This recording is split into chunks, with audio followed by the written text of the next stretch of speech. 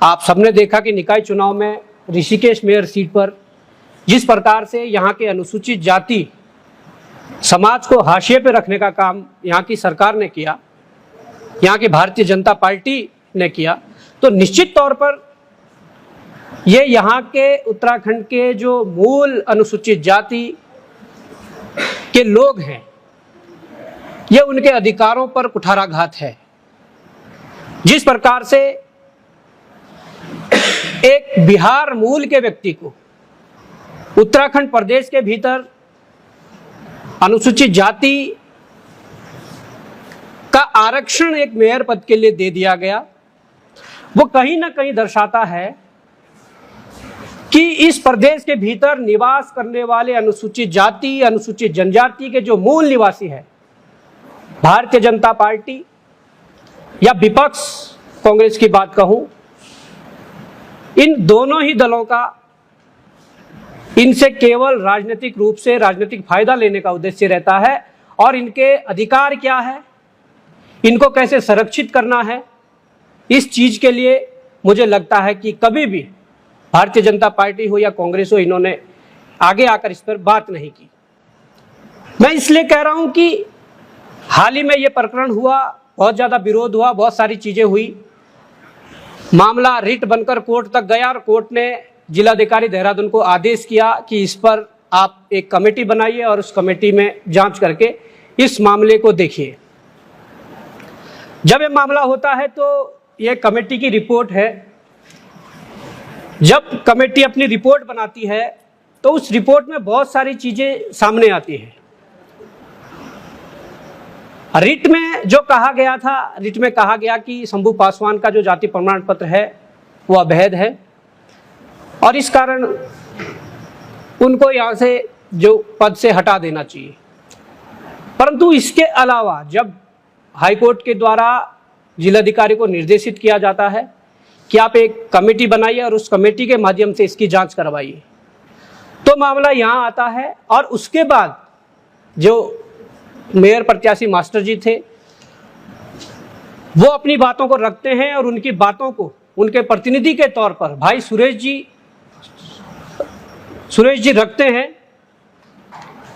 और सुरेश जी जो बातें रखते हैं, निश्चित तौर पर ये बड़ा दुख हुआ कि जिलाधिकारी देहरादून के द्वारा जो कमेटी बनाई गई थी, जिस कमेटी में लगभग 6 लोग जो अधिकारी रखे गए थे अलग अलग, उससे सबसे पहले हमारा उनसे निवेदन था जब ये कमेटी बनाई गई थी कि किसी उत्तराखंड मूल के एससी वर्ग के उच्च अधिकारी को, वरिष्ठ अधिकारी को इस कमेटी में जगह दी जाए, जिससे कि वो स्पष्ट कर सके कि क्या ये उत्तराखंड मूल के अनुसूचित जाति के लोगों के साथ छला हुआ या नहीं हुआ। नंबर 1 बात की उन्होंने इस बात को नकारा और एक कमेटी बनाई। कमेटी बनाने के बाद भी जब सारी चीजें जो दी गई थी, एक भी चीज पर, एक भी बिंदु पर, जो सारे बिंदु हमारे द्वारा, हमारे पक्ष के द्वारा दिए गए थे, एक भी बिंदु पर कोई जांच नहीं हुई। जो जांच हुई वो अपने अनुसार उनकी वो हुई कि इनका जो जाति प्रमाण पत्र है वो सही पाया गया है। वो कुछ शासनादेशों का हवाला देते हैं। वो उन शासनादेशों का हवाला देते हैं कि जब इस प्रदेश में धड़ल्ले से यहाँ के लोगों के अधिकारों पर कुठाराघात करके ऐसे शासनादेश लाए गए जिससे कि यहाँ के लोगों के अधिकार छीने जा सके, तब चाहे सत्ता में कांग्रेस थी, विपक्ष में भाजपा थी, तो भाजपा ने भी उस समय अपने विपक्ष का जो रोल है वो नहीं निभाया। उस शासनादेश का हवाला मुझे लगता है 2013 के शासनादेश का हवाला देते हैं कि उन शासनादेशों के अनुसार ये जो इनका जाति प्रमाण पत्र है वो सही पाया गया है। जाति प्रमाण पत्र सही पाया गया है, जाति प्रमाण पत्र उत्तराखंड में बनाया गया है, वो अलग विषय है। वो इसलिए अलग विषय है कि समय समय पर देश के सर्वोच्च न्यायालय और भारत सरकार ने ये चीजें कही है कि कोई व्यक्ति किसी दूसरे स्टेट में प्रवास करता है तो वो अपने जाति का सर्टिफिकेट कुछ लाभ लेने के लिए, कुछ लाभ का मतलब ये नहीं कि आप नौकरी और चुनाव और इस तरीके के लाभ, कुछ ऐसे लाभ जो भारत सरकार द्वारा दिए जा रहे हो और जो आपको उक्त राज्य में भी मिल सकते थे जहां के आप मूल हैं, और अगर प्रवास करके नौकरी या शिक्षा ग्रहण करने या तमाम उद्देश्यों से आप दूसरे प्रदेश में जाते हैं, वहां पर भी वो भारत सरकार वाले लाभ आपको चाहिए तो आपको वहां पर सर्टिफिकेट बन सकता है। पर वो जाति प्रमाण पत्र तब बनेगा जब प्रवास किए गए राज्य में वहां का तहसीलदार हो या वो अधिकारी हो जो उसे जारी करेगा, वो उक्त प्रदेश से, जिस प्रदेश का वो मूल है, उस प्रदेश के वहां के उस अधिकारी से जो वहां जाति प्रमाण पत्र बनाता है उससे आख्या ले लेगा। उस आधार पर यह प्रमाण पत्र बनना चाहिए था। परंतु जब हमने जांच देखी तो हमारे पैरों तले जमीन खिसकी। ये हम पूरी जांच तो नहीं कहेंगे, पूरी जांच को डीएम प्रकाशित करेगा और हाईकोर्ट में भी देगा, पर ये उस कमेटी की जांच आख्या है जो कमेटी बनाई गई थी। उसमें देखा गया कि इनके द्वारा 3 जाति प्रमाण पत्र बनाए गए। देखिए, अनुसूचित जाति और जनजाति संवैधानिक रूप से ये ऐसे 2 वर्ग हैं जिनके लिए एक बार अगर ये जाति प्रमाण पत्र इशू हो जाता है तो ये ओबीसी की तरह हर साल या हर तीसरे साल रिन्यू नहीं करवाना पड़ता है। मैं खुद अनुसूचित जनजाति से हूँ, भाई अनुसूचित जाति से। हम लोगों को पता है कि जब एक बार ये प्रमाण पत्र बन जाते हैं तो उसके रिन्यूअल का कोई प्रोसेस नहीं है, वो ताउम्र वो ही चलता है। पर ये 3 प्रमाण पत्र कैसे बनाए गए, क्यों बने और किस आधार पे बने, सबसे बड़ा सवाल ये है। इन प्रमाण पत्रों के बनने के बाद इन्होंने स्थायी निवास प्रमाण पत्र भी बनाया कि वो कह रहे हैं कि 2000 में स्थायी निवास प्रमाण पत्र बनाया है। शंभू पासवान कहते हैं कि मैं 1978 में इस उत्तराखंड के टिहरी में आया था। अगर वो 1978 में टिहरी में थे तो उसके बाद 1983 में वो बिहार क्या 8वीं पास करने गए, क्या उत्तराखंड में वो 8वीं नहीं कर सकते थे? जबकि भारत सरकार और माननीय सर्वोच्च न्यायालय के समय समय पर जो डिसीजन हुए हैं, जजमेंट आए हैं, उसमें कहा गया है कि आप शिक्षा ग्रहण करने, रोजगार करने तमाम प्रकार से अगर जाओगे तो उस प्रकार से आप सर्टिफिकेट बना सकते हैं, उसका लाभ आप कहीं भी ले सकते हैं। तो अगर 78 में यहाँ आ गए तो 83 में वहां क्यों गए, बड़ा सवाल है। और अगर 83 में वहां गए तो निश्चित तौर पर 83 में उनके पास वहां का भी जाति प्रमाण पत्र होगा। और हमारे जो 1950 में राष्ट्रपति की अधिसूचना जारी हुई जिसके तहत पूरे देश में वो स्टेट, वो संपूर्ण राज्य हो, केंद्र शासित प्रदेश हो या कोई भी राज्य हो, भारत के भूभाग के अंदर 1950 को जब राष्ट्रपति की अधिसूचना जारी होती है तो उसमें प्रावधान दिए गए हैं कि एसटी और एससी के लिए 1950 वाला जो प्रावधान दिया गया है वो इस प्रकार से है कि जो व्यक्ति उस दौरान जिस जगह पर रहा होगा या जिस जगह पर रह रहा होगा, जिस जगह का वो मूल होगा, वो उसी आधार पर भविष्य में आरक्षण लेने का भागीदार होगा। ये उस प्रावधान में है, वो व्यक्ति होगा। पर इसमें यह भी साफ दिया गया है कि राष्ट्रपति की अधिसूचना की तारीख के बाद पैदा हुए व्यक्तियों के संबंध में, क्योंकि शंभू पासवान 1950 के बाद पैदा हुए हैं, उनके लिए भी प्रावधान है कि राष्ट्रपति की अधिसूचना की तारीख के बाद पैदा हुए व्यक्तियों के संबंध में इसमें नियमानुसार प्रावधान है। प्रासंगिक राष्ट्रपति आदेश की अधिसूचना की तारीख के बाद पैदा हुए व्यक्तियों के मामले में अनुसूचित जाति या अनुसूचित जनजाति का दर्जा प्राप्त करने के प्रयोजन के लिए निवास स्थान राष्ट्रपति आदेश की अधिसूचना के समय 1950 उनके माता पिता का स्थायी निवास स्थान होगा, जिसके तहत वो ऐसी जाति जनजाति से संबंधित होने का दावा कर सकते हैं। वो कह रहे हैं कि अगर कोई व्यक्ति इसके बाद पैदा हुआ तो उसका वो रिकॉर्ड खंगाला जाएगा कि उनके माता पिता 1950 में कहां थे। तो मैं पूछना चाहूंगा, शंभू पासवान से भी पूछना चाहूंगा, भारतीय जनता पार्टी से भी पूछना चाहूंगा जिन्होंने उन्हें उम्मीदवार बनाया, प्रत्याशी बनाया, और यहाँ के विपक्ष से भी पूछना चाहूंगा कि निकाय चुनाव के बाद विधानसभा सत्र हुआ, इस प्रकार की गंभीरता अगर दिखाई देती तो निश्चित तौर पर विधानसभा सत्र में यह प्रश्न उठना चाहिए था। लगभग 78 सालों से चकराता के एसटी क्षेत्र से हमारे माननीय विधायक प्रीतम सिंह जी आरक्षण ले रहे हैं, उनको इस आरक्षण का ज्ञान होना चाहिए था। विकासनगर के विधायक मुन्ना चौहान जी भी जब राजनीतिक शुरुआत की तो चकराता से शुरुआत की, उन्हें भी इस आरक्षण का ज्ञान होना चाहिए, और उन्हें ज्ञान है। इसी निकाय चुनाव की बात करूं तो यही फॉर्मूला हरपटपुर की सीट पर लगा। ऐसा क्या हो जाता है कि बिहार से आया हुआ शंभू पासवान ऋषिकेश में मेयर बन जाता है?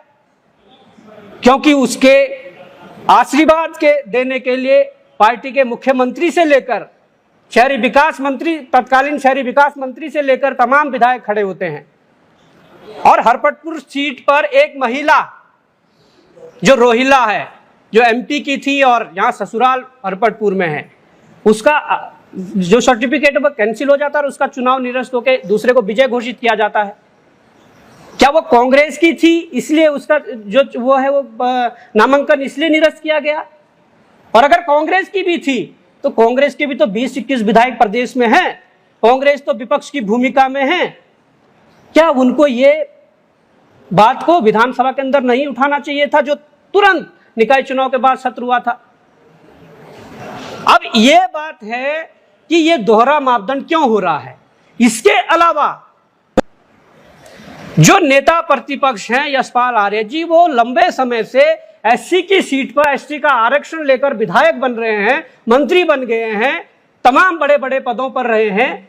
क्या उनका दायित्व तो नहीं बनता था कि इस प्रकार की अगर उत्तराखंड के मूल निवासी जो अनुसूचित जाति या अनुसूचित जनजाति के व्यक्ति हैं उनके अधिकारों पर कुठाराघात हो रहा है, क्या उनका दायित्व नहीं था कि विधानसभा के अंदर इस प्रश्न को उठाएं और इस पर गंभीर चर्चा हो? ये सारी प्रक्रिया होने के बाद जब इन लोगों के द्वारा कुछ नहीं हुआ तो निश्चित तौर पर एक रिट हाईकोर्ट में गई और हाईकोर्ट के रिट के आधार पर यह कमेटी बनी। पर उस कमेटी की हमने रिपोर्ट देखी। उस कमेटी की रिपोर्ट में शंभू पासवान के जो प्रमाण पत्र है उनके शासनादेशों का हवाला जरूर दिया गया है कि इन शासनादेशों के आधार पर यह बना है, परंतु यह नहीं बताया गया है कि उनका 1950 का रिकॉर्ड उत्तराखंड का है या बिहार का है। अगर राष्ट्रपति की अधिसूचना 1950 ये कहती है कि अगर उसके बाद भी कोई व्यक्ति पैदा हुआ है तो 1950 में देखा जाएगा कि उनके माता पिता कहाँ के निवासी है, उसी जगह का वो लाभ ले सकेंगे। इसके लिए पूरे भारत में अलग अलग राज्यों में कई जजमेंट हैं, कई जजमेंट सुप्रीम कोर्ट के हैं, कई जजमेंट राज्यों के हाई कोर्ट के हैं और कई जजमेंट संविधान पीठ के हैं। संविधान पीठ तब बैठती है कि जब संवैधानिक मामलों में हस्तक्षेप होता है, जहां पर हाई कोर्ट और सुप्रीम कोर्ट भी उसको दरकिनार करके संवैधानिक पीठ वाले जो जज होते हैं उनको ये मामले देते हैं, तब जाकर संविधान पीठ बैठती है और तब वहां पर निष्कर्ष निकलते हैं। वो सारे मामले कुछ हमारे पास भी हैं। उसमें मैं जिक्र करना चाहूंगा कि मिनिस्ट्री ऑफ होम अफेयर्स, गृह मंत्रालय के पत्र संख्या 16014/82 दिनांक 22 फरवरी 1985 के द्वारा समस्त मुख्य सचिव समस्त राज्यों को यह निर्देश दिए गए थे कि कोई भी अनुसूचित जाति या अनुसूचित जनजाति का व्यक्ति जाति प्रमाण पत्र अनुसूचित जाति जनजाति के आरक्षण का लाभ अपने मूल राज्य से ले सकता है, माइग्रेट किए गए राज्य से नहीं ले सकता है। हम केवल ये नहीं कहना चाहते कि शंभू पासवान का जो जाति प्रमाण पत्र है वो फर्जी है। देखिए, यह भी प्रावधान है कि आप किसी भी राज्य में जाकर अपना जाति प्रमाण पत्र शिक्षा के उद्देश्य से या रोजगार के उद्देश्य से, रोजगार भी निजी सरकारी रोजगार नहीं, उस उद्देश्य से जाति प्रमाण पत्र बना सकते हैं और उन्होंने उन प्रावधानों के अनुसार बनाया गया होगा, परंतु वो उस प्रमाण पत्र के आधार पर वो इस प्रकार का लाभ नहीं ले सकता था कि वो उत्तराखंड के अनुसूचित जाति के किसी व्यक्ति के अधिकार पर कुठाराघात करके वहां पर अपने आप स्थापित हो जाए। उसी को कोट करते हुए उपरोक्त 22 फरवरी 1985 के दिशा निर्देश पर action committee on issue of caste versus union of India and others में संवैधानिक पीठ के जजमेंट दिनांक 18 जुलाई 1994 में संवैधानिक पीठ ने पाया कि अनुसूचित जाति अनुसूचित जनजाति का कोई भी व्यक्ति अनुसूचित जाति जनजाति से संबंधित आरक्षण का लाभ अपने मूल राज्य से ही ले सकता है, माइग्रेट किए हुए राज्य से नहीं ले सकता है। पहला जजमेंट सुप्रीम कोर्ट का था और फिर संविधान पीठ ने उसी को कोट करते हुए 1985 में इस जजमेंट को दिया। और उसके बाद लेटेस्ट जो जजमेंट आया था ministry of social justice and empowerment, department of social justice and empowerment, schedule caste division के पत्र संख्या 12017/2/2018 दिनांक 22 फरवरी 2018 के द्वारा सभी राज्यों के मुख्य सचिव को यह निर्देश जारी किए गए हैं कि इंटर स्टेट एमरिगेशन होने पर अनुसूचित जाति जनजाति के लाभों का कोई भी व्यक्ति अपने मूल राज्य से ले सकता है, ना कि माइग्रेशन के उपरांत माइग्रेट किए गए राज्य में। ये तमाम प्रकार के जो डिसीजन है, तमाम प्रकार के जो जजमेंट है, इनकी कॉपियां भी हमारे पास है और ये बिल्कुल संवैधानिक है और बिल्कुल कानूनी रूप से ठीक है।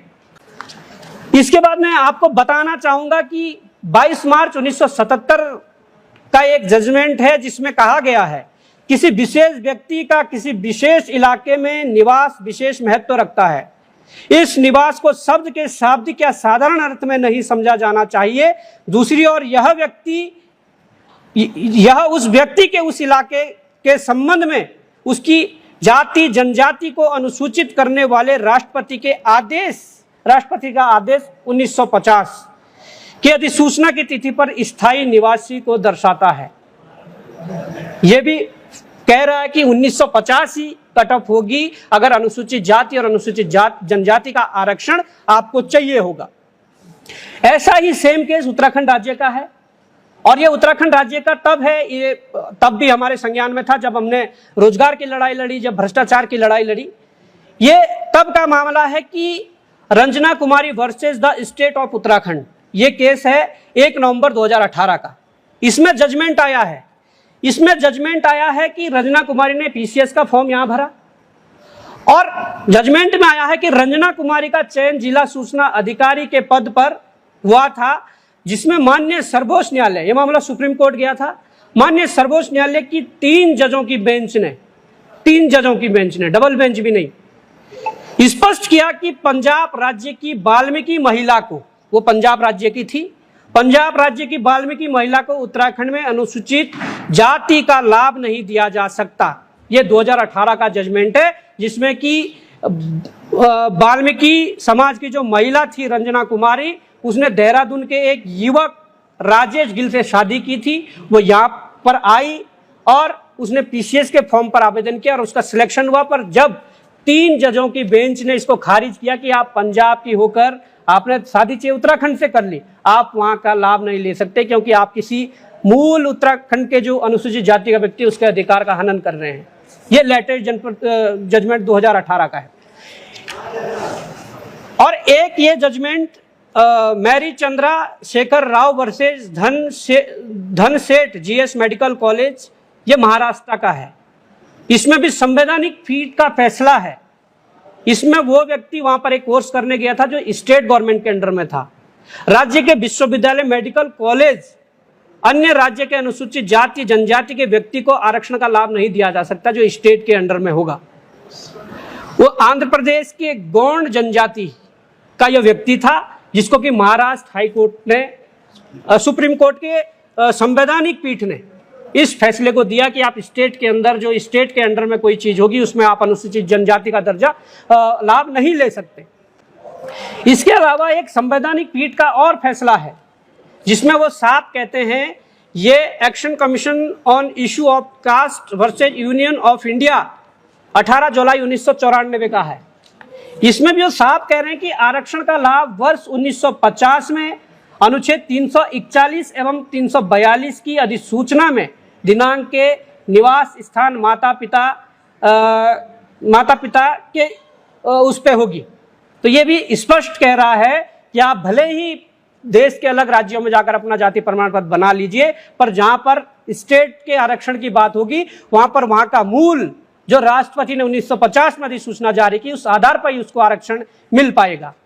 आप उस लाभ लेने की तो बात छोड़िए, एक जजमेंट है भादर राम वर्सेज जस्साराम 5 जनवरी 2022 का, लेटेस्ट है। आप उस आरक्षण की बात तो छोड़िए, इस जजमेंट में लिखा गया है कि भादर राम वर्सेज जस्साराम केस में यह स्पष्ट किया गया है कि किसी राज्य में अनुसूचित जाति की भूमि को अन्य राज्य का अनुसूचित जाति का व्यक्ति क्रय नहीं कर सकता है।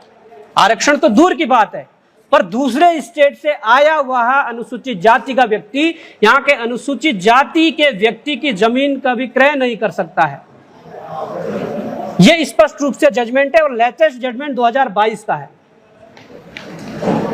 और यह भी सुप्रीम कोर्ट का जजमेंट है। ये सारी चीजें हैं।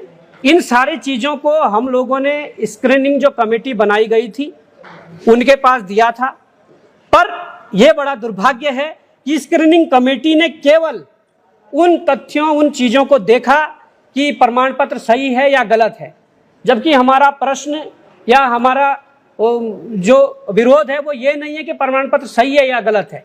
हमारा प्रश्न और हमारा विरोध ये है कि प्रमाण पत्र कैसे बना, क्या 1950 की जो पैतृक संपत्ति शंभू पासवान या उसके माता पिता की यहां पर है, क्या उस आधार पर बना, वो सारी चीजें हमें चाहिए। और इसके अलावा हमने मुख्य सचिव उत्तराखंड सरकार को भी ये सारी चीजें दी थी, और इसमें एक एक चीज को, वो चाहे सुप्रीम कोर्ट के जजमेंट हो, वो चाहे कई देश के अन्य राज्यों के हाई कोर्ट के जजमेंट हो, या वो संवैधानिक पीठ के जो जजमेंट हो, हमने एक एक बिंदु को उसमें उजागर करके मुख्य सचिव और तमाम प्रकार से अलग अलग जो प्रतिलिपि सचिव कार्मिक एवं सतर्कता उत्तराखंड शासन, सचिव समाज कल्याण उत्तराखंड शासन को भी दी थी, उनके भी संज्ञान में डाला था और स्क्रीनिंग कमेटी को भी दी थी। अब हम ये बताना चाह रहे हैं कि ये खेल केवल इतना नहीं है। हम लोगों ने जब इस पर रिसर्च किया तो यहां से निकल कर आया कि ये खेल केवल एक सीट ऋषिकेश के मेयर सीट पर नहीं है, ऐसा खेल बहुत जगह हुआ है। इसके अलावा सरकारी नौकरियों में बड़े बड़े पदों पर इस प्रकार के खेल हुए हैं। तो मुझे लगता है कि उत्तराखंड के भीतर निवास करने वाले उत्तराखंड के मूल, जो अनुसूचित जाति हो, चाहे अनुसूचित जनजाति के लोग हो, उनके अधिकारों पर कुठाराघात लंबे समय से हो रहा है। उनके प्रतिनिधित्व करने वाले, चाहे उन्होंने उस समाज ने अपने प्रतिनिधि को विधानसभा के भीतर भेजा हो, चाहे लोकसभा के भीतर भेजा हो, या कहीं पर भी अपना जनप्रतिनिधि बनाकर उसके चुनकर भेजा हो, उस व्यक्ति ने कभी भी उनकी पैरवी इस तरीके से नहीं की, जो कि होना चाहिए था। अगर आप किसी वर्ग विशेष का प्रतिनिधित्व करके आगे जा रहे हैं तो निश्चित तौर पर इस प्रकार के गंभीर मामलों का, इस प्रकार के गंभीर प्रकरणों का कहीं ना कहीं मुझे लगता है संज्ञान लेकर उस पर लड़ाई लड़नी चाहिए थी। परंतु यहाँ के, चाहे मैं ऋषिकेश की बात करूं, क्या ऋषिकेश के भीतर भारतीय जनता पार्टी के अंदर क्या उत्तराखंड के मूल निवासी अनुसूचित जाति के लोग नहीं है जिनके दम पर वहां पर वोट पड़ते हैं? उन लोगों ने आवाज क्यों नहीं निकाली? जब निकाय चुनाव समाप्त हुआ तो विधानसभा सत्र हुआ। उस विधानसभा सत्र में मैंने कहा, पक्ष तो चुप भी रहा क्योंकि उन्हें पता था कि उन्होंने कांग्रेस के एक प्रत्याशी का हरबटपुर से कैंसिल करवा के उन्हें खारिज कर दिया, उन्हें साइड लगा दिया, पर अपने प्रत्याशी का खारिज नहीं करेंगे। वहां पर दायित्व था, वहां पर कर्तव्य था कांग्रेस को इस बात को जोर शोर से उठा। वो नेता जो आज कहते हैं कि हम तो कांग्रेस के वरिष्ठ नेता भी हैं, हम कद्दावर भी हैं, उसमें चाहे प्रीतम सिंह जी का नाम ले लीजिए, जिन्होंने लगातार 8 बार, स्वर्गीय गुलाब सिंह जी ने एसटी सीट से विधायक रहे 8 बार, और लगातार नहीं पर 6 बार प्रीतम सिंह जी भी एसटी सीट से विधायक रह चुके हैं। क्या उनका दायित्व नहीं था कि इस मामले को जोर शोर से विधानसभा के अंदर उठाते कि उत्तराखंड प्रदेश के भीतर मूल के जो अनुसूचित जाति और जनजाति के लोग, उनके अधिकारों पर कुठाराघात हो रहा है? या कहूं कि विपक्ष के नाते सबसे बड़ा चेहरा जो यशपाल आर्य जी, जो नेता प्रतिपक्ष हैं, क्या उनकी जिम्मेदारी नहीं थी? लगातार एससी रिजर्व सीट से जीत कर आ रहे हैं, लगातार विधानसभा के अंदर जीत के आ रहे हैं, और आपका दायित्व नहीं बनता था कि आपके समाज के लोगों के साथ इस प्रकार की चीजें हो रही है और आप उसको उजागर करें या उस पर प्रश्न खड़ा करें? नहीं, इस प्रदेश के भीतर ये मित्र विपक्ष की भूमिका में है। इस बात को एक बार नहीं 100 बार कहूंगा। इस प्रदेश के भीतर एक सिक्के के 2 पहलू कांग्रेस भी है और भाजपा भी है। अगर हेड कांग्रेस है तो टेल बीजेपी है। ये आपस में अपनी मित्रता निभाकर इस प्रदेश को कहीं ना कहीं कोसों दूर, या मैं ये कहूं कि 50 साल पीछे धकेल रहे हैं। आज इस प्रदेश के मूल निवासियों को, वो चाहे सामान्य वर्ग का हो या अनुसूचित जाति का हो, अनुसूचित जनजाति का हो, अगर अपने अधिकारों पर कुठाराघात होने से बचाना है, अगर उसे सुरक्षित करना है, तो आज निश्चित तौर पर इन सबको एक होना होगा। और सीधे तौर पर मैं ये कहना चाहूंगा कि डीएम देहरादून मेरी इस प्रेस कॉन्फ्रेंस को सुने। अगर आप इस प्रेस कॉन्फ्रेंस को सुनते हैं, आप भी एक आईएएस अधिकारी बनकर आए हैं, आपके बैचमेंट होंगे जो SC या ST का आरक्षण लेके आपके बैचमेंट होंगे जो IAS बनकर आए हैं, आप उनसे पूछिए क्या ये सही हुआ है, क्या इसमें कोई उल्लंघन नहीं हुआ है, तब जाकर आप उस रिपोर्ट को सबमिट करिए, तब उस रिपोर्ट को फाइनल करिए। क्योंकि आप भी जानते हैं, और मैं ये भी बता देना चाहता हूं, आज हो सकता है आपके ऊपर भारतीय जनता पार्टी धामी सरकार का दबाव हो, पर आप एक प्रशासनिक अधिकारी और एक IAS हो, आपको उन दबावों से बचना है, उन दबावों से पीछे हटना है। क्योंकि आज तो वो दबाव डालेंगे, आपके कलम से गलत काम करवा देंगे, पर इस बात को ध्यान रखना कि ये कलम, ये सत्ता हमेशा नहीं रहेगी। आपकी सर्विस भी बहुत बची होगी, भविष्य में क्या होता है क्या नहीं होता है, कौन सत्ता में रहता है कौन नहीं रहता है, उस बात का ख्याल ये कमेटी के जो 6 लोग हैं ये भी रखें, और जो निश्चित तौर पर जिलाधिकारी को जो नियुक्त किया है हाईकोर्ट ने, वो भी इस बात का ध्यान रखें कि हमेशा एक जैसा समय नहीं रहता। आज भले ही सत्ताधारियों के डर से, उनके दबाव में आकर फैसले बदले जाएं, पर सर्विस तुम्हारी भी लंबी है। भविष्य में कौन सत्ता में रहता है कौन सत्ता में नहीं रहता है, वो समय तय करेगा। इसलिए मैं कहना चाहूंगा, ये बड़ा ज्वलंत मुद्दा है। हमें मीडिया के सामने इसलिए आना पड़ा कि जो हमने तथ्य दिए थे, एक भी तथ्य पर एक भी बिंदु पर स्क्रीनिंग कमेटी द्वारा काम नहीं किया गया। और अगर इनके द्वारा ये काम नहीं किया गया, अभी भी समय है, क्योंकि अभी वो रिपोर्ट हाईकोर्ट में सबमिट नहीं हुई है। विपक्ष के द्वारा, विपक्ष का मतलब है मास्टर जी के द्वारा या मास्टर जी के प्रतिनिधि के रूप में सुरेश जी द्वारा जो स्क्रीनिंग कमेटी को दिए गए थे, क्या उन बिंदुओं पर जांच हुई है नहीं हुई है, ये पूरा राइट जिलाधिकारी को है। अगर नहीं हुई है तो जिलाधिकारी इस जांच को खारिज करके पुनः जांच कमेटी गठित करे, और उस जांच कमेटी में उत्तराखंड मूल के किसी वरिष्ठ IAS को, उत्तराखंड के वरिष्ठ IAS जो अनुसूचित जाति से संबंधित हो या संबंध रखता हो, उस व्यक्ति को उस स्क्रीनिंग कमेटी का सदस्य बनाया जाए, तब जांच पुनः कराई जाए। नहीं तो इसे कानूनी रूप से, यहां से तो हम इस जांच से संतुष्ट नहीं है, हम हाईकोर्ट भी जाएंगे, जरूरत पड़ी सुप्रीम कोर्ट भी जाएंगे, और जरूरत पड़ी जितने हमारे पास संविधान पीठ के निर्णय हैं, उन निर्णयों को देखते हुए हम संविधान पीठ के भी दरवाजा खटखटाएंगे। तो ये सारा मामला था। इसको देखते हुए मैं पत्रकारों से फिर भी निवेदन करूंगा कि इस मामले को ज़्यादा से ज़्यादा प्रसारित करें और लोगों तक पहुंचाएं। जय हिंद, जय भारत, जय उत्तराखंड। हाल ही में उत्तराखंड में 2 प्रकरण इस प्रकार के हुए, एक हरबटपुर में और एक ऋषिकेश में। कई डिसीजंस के आपने यहाँ पर उदाहरण भी दिए। जो हरबटपुर वाला मामला है वो भी सुप्रीम कोर्ट तक गया, क्या उसके बारे में भी आप लोगों ने संज्ञान लिया, उसको पढ़ने की कोशिश की कि क्या कुछ उस पर कहा गया है? देखिए, हरबटपुर का जो मामला है वो ये है कि वो महिला मध्य प्रदेश की थी जो विवाह करके उत्तराखंड की हो गई, उत्तराखंड में विवाह करके आई, और उसने हरबटपुर नगर पालिका से चुनाव लड़ना चाहा, पर वो कैंडिडेट कांग्रेस की थी और सत्ताधारी पार्टी भाजपा ने उन पर आपत्ति लगाई कि वहाँ से जो मूल जिसका है, उन्होंने भी यही कहा, जो मूल जिसका है 1950 की जो अधिसूचना भारत के राष्ट्रपति की है, उस आधार पर आरक्षण लेने के लिए आप लाभ उसका ले सकते हैं। और वही बात हुई, और उस आधार पर वो चीज़ खारिज हुई कि वो यहाँ के मूल निवासी नहीं है, इसलिए वो यहाँ का SC का जो आरक्षण है वो नहीं ले सकती। परंतु सेम केस ऋषिकेश में है, क्योंकि वो बिहार मूल का है। या तो 1950 की संपत्ति या उनके माता पिता का रिकॉर्ड बताया जाए कि 1950 में शंभू पासवान के माता पिता उत्तराखंड में रहते थे, या चलो अविभाजित जो उत्तर प्रदेश था वहाँ रहते थे। आप ये बताइए।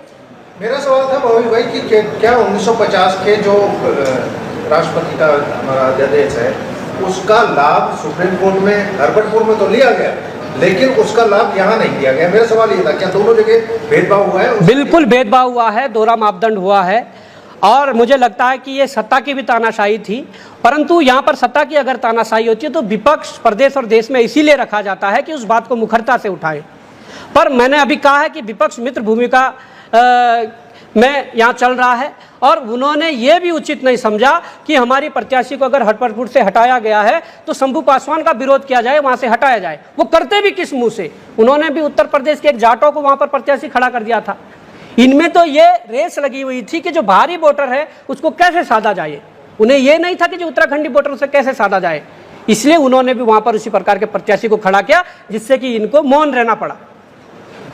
और भाई शंभू पासवान ने अपनी जाति पासवान नहीं लिखवाई है, दुसाध लिखवाई है, और दुसाध जाति उत्तराखंड के अनुसूचित जाति में ऑलरेडी है जी। तो जाति प्रमाण पत्रों वाली जो बात कर रहे हैं, जो जाति ऑलरेडी है, तो उसमें अलग अलग तर्क क्यों हो रहे हैं? देखिए, मैं आपको कहना चाहूँगा कि जो जाति प्रमाण पत्र हैं, कुछ जातियाँ ऐसी होगी जो उत्तराखंड में भी हैं, कुछ ऐसी होगी सेम जातियाँ हिमाचल में भी है। एग्जाम्पल के तौर पे मैं भोटिया ही ले लेता हूँ। भोटिया अगर उत्तराखंड का भोटिया है तो हिमाचल के भोटिया का हक नहीं मार सकता, वो हिमाचल में जाकर भोटिया जनजाति का लाभ नहीं ले सकता, या हिमाचल का भोटिया जनजाति का व्यक्ति उत्तराखंड में आकर यहाँ के भोटिया जनजाति का लाभ नहीं ले सकता। इसलिए ये स्पष्ट है कि 1950 के समय वो व्यक्ति जो लाभ ले रहा है, या उसका जन्म बाद में हुआ है, या उसके माता पिता 1950 के समय कहाँ पर थे, वो वहीं का मूल माना जाएगा, और उसी राज्य में उसे इस प्रकार के जो आरक्षण या लाभ की बात होगी उसी राज्य में मिल सकता है।